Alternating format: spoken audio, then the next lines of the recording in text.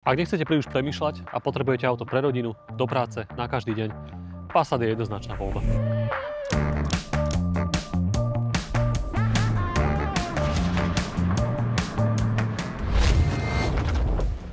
Prečo je Passat etalónom všestrannosti? Pretože dobre vyzerá, má dostatočný vnútorný priestor, má veľký kufor, pohodlné jazdné vlastnosti a všetky dostupné bezpečnostné asistenty, ktoré si viete predstaviť.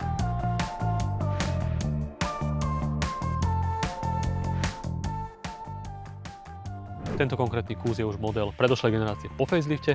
Facelift poznáte veľmi jednoducho podľa týchto svetiel a podľa odlišného tvaru nárazníka. Je to ročník 2021, má najazdených len niečo vyše 90 000 km a je to najúspornejšie, čo si môžete v Passate želať. To znamená 2-litrový naftový motor s výkonom 110 kW, 7-stupňová automatická prevodovka.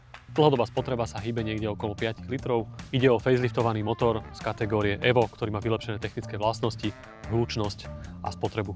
Čo sa týka výbavy, toto auto je špeciálne tzv. IQ lightami. Ide o full LED Matrix svetla, ktoré pôsobia ako automatické diaľkové svetla.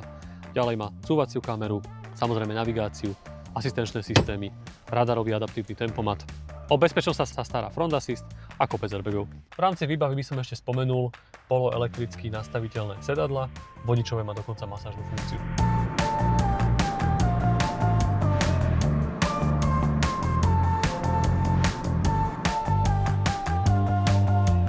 Tento konkrétny Passat a podobné nájdete u nás na stránke www.legendy.sk.